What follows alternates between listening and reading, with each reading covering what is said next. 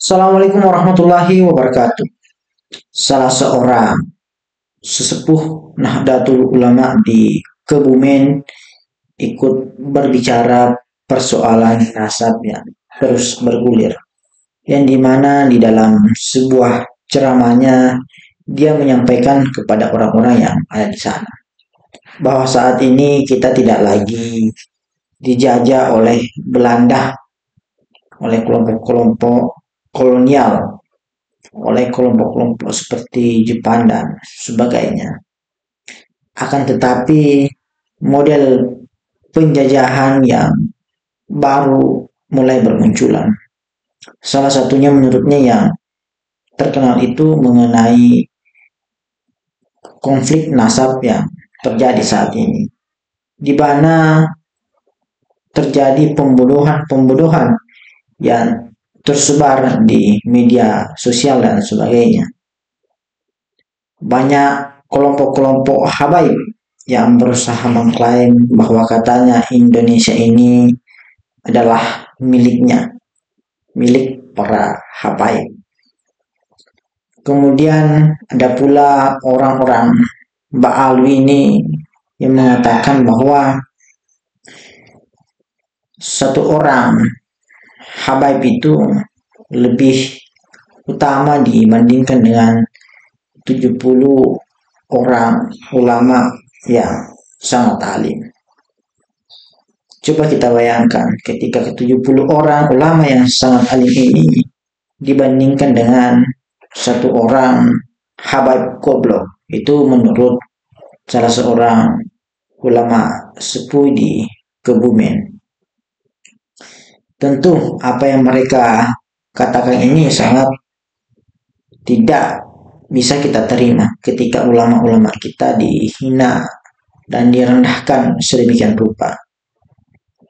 Dalam artian ketika satu orang habaib ini lebih utama, walaupun dia bukan orang alim sekalipun, maka mau tidak mau beberapa tahun ke depan itu orang-orang akan lebih memilih untuk mengikuti orang-orang yang dianggap habaib, yang dianggap nasabnya sampai ke Rasulullah.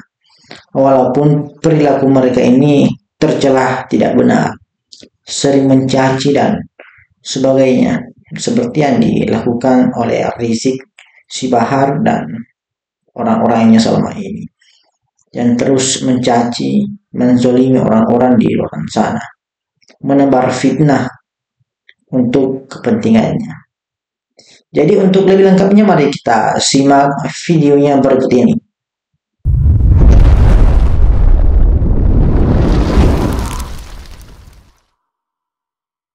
Kita hormati bersama pengurus PAC anak cabang Muslimat Aliyah. Semoga beliau-beliau diberi hidayah oleh Allah Subhanahu wa taala. Muslimat semakin jaya. Tidak lupa kepada pengurus anak cabang Fatayat, anak cabang GP Ansor, Banser, dan seluruh pengurus NU yang ada di Kecamatan Alian, ranting NU, ranting Fatayat, ranting Muslimat, dan GP Ansor seluruh Kecamatan Alian yang kita hormati bersama. Hadirin wal hadirat rahimakumullah. Mari kita bersama-sama membaca hamdalah alhamdulillahirabbil, yang pada kesempatan pagi hari ini kita masih diberi umur panjang dan sehat, sehingga pada kesempatan ini kita bersama ngumpul di lapangan Krakal, lapangan pemandian, dalam rangka merayakan Hari Santri Nasional yang ke-10. Tepuk tangan untuk santri-santri semuanya. Bapak Ibu, sebelum saya menyampaikan panjang dan lebar, saya merasa ternyuh karena melihat lulu lalang kendaraan yang ngurusi kesehatan.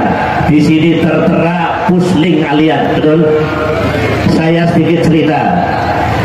Saya ini orang yang ya mungkin berkali-kali ke Tanah Suci.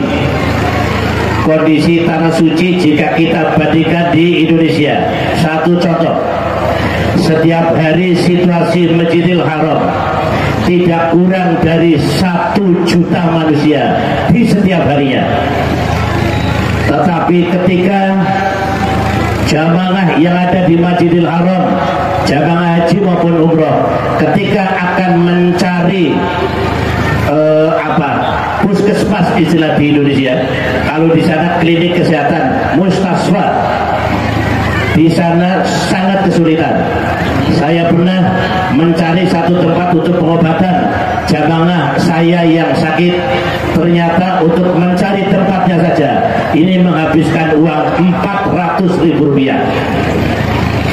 Tetapi di Indonesia kita harus bangga dan bersyukur hanya dengan sepak bola yang diselenggarakan oleh panitia.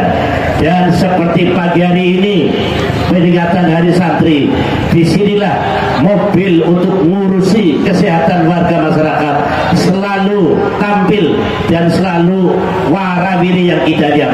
Tepuk tangan untuk puskesmas. Hadirin sekalian yang berbahagia, resolusi jihad tanggal 22 Oktober 1945 yang lalu ini isinya ada 2 isi pokok. Yang pertama adalah melawan penjajah, betul.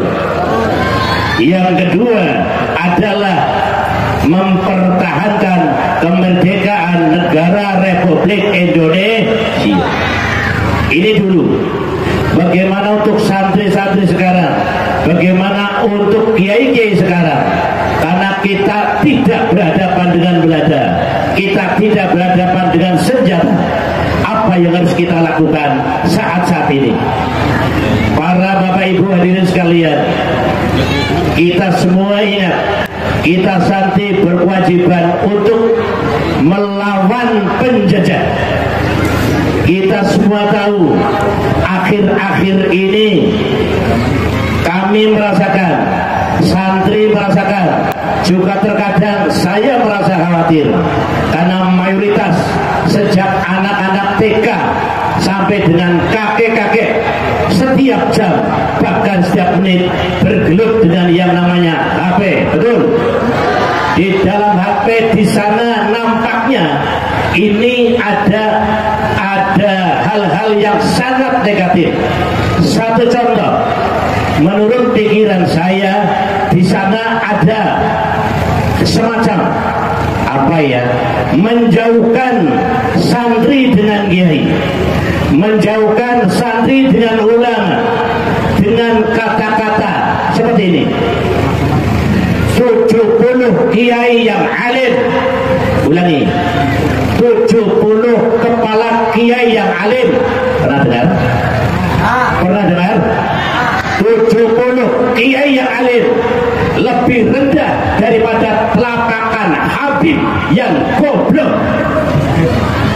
Ini kira-kira bentuk penjajahan apa bukan? Ini harus dilawan apa tidak? Ini adalah bentuk memisahkan antara santri dan kiai. Saya berpikir 20 tahun, 30 tahun ke depan ini santri Indonesia tidak mau belajar, tidak mau ngaji dengan kiai-kiai pribumi. Mereka akan menolak pokok guru saya harus Habib walaupun jahil, ahli maksiat, ahli durhaka dan seterusnya. Ini adalah bentuk penjajahan yang nyata. Setuju? Setuju? Inilah harus kita lawan. Bapak Ibu sekalian, yang kedua yang harus kita lawan adalah di dalam HP ada kata-kata bahwa Indonesia milik Aulia Karim. Pernah dengar?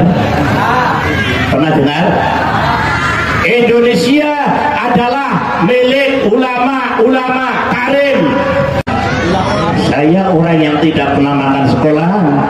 Ketika saya ditanya Karim itu sih mana Pak Kiai, saya nggak bisa jawab karena saya nggak pernah makan sekolahan.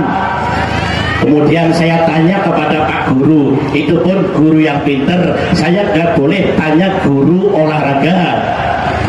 Karena guru olahraga konon ceritanya tidak begitu pinter matematikanya. Contohnya guru olahraga kalau ngitung cuma sampai 8.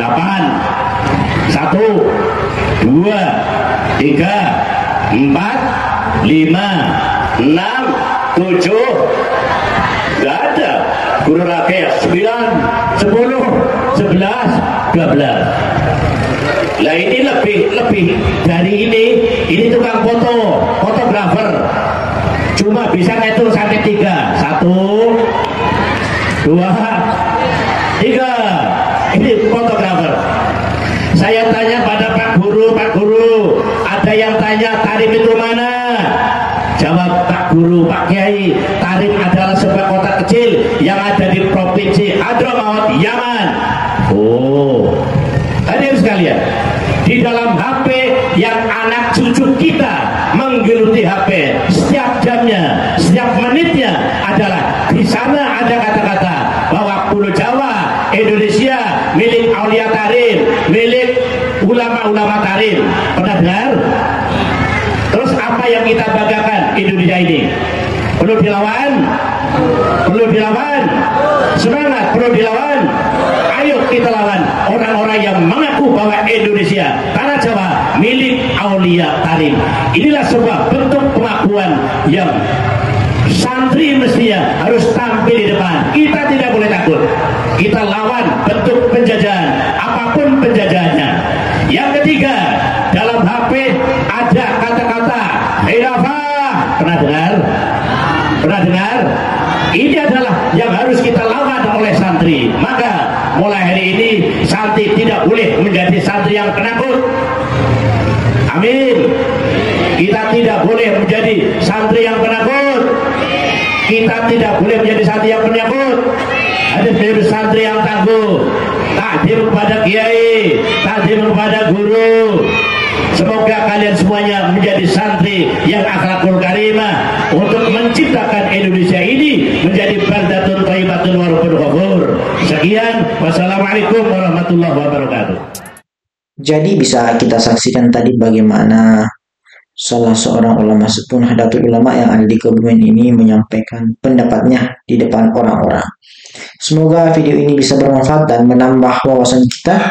Wallahul muwaffiq ila aqwamit thoriq. Assalamualaikum warahmatullahi wabarakatuh.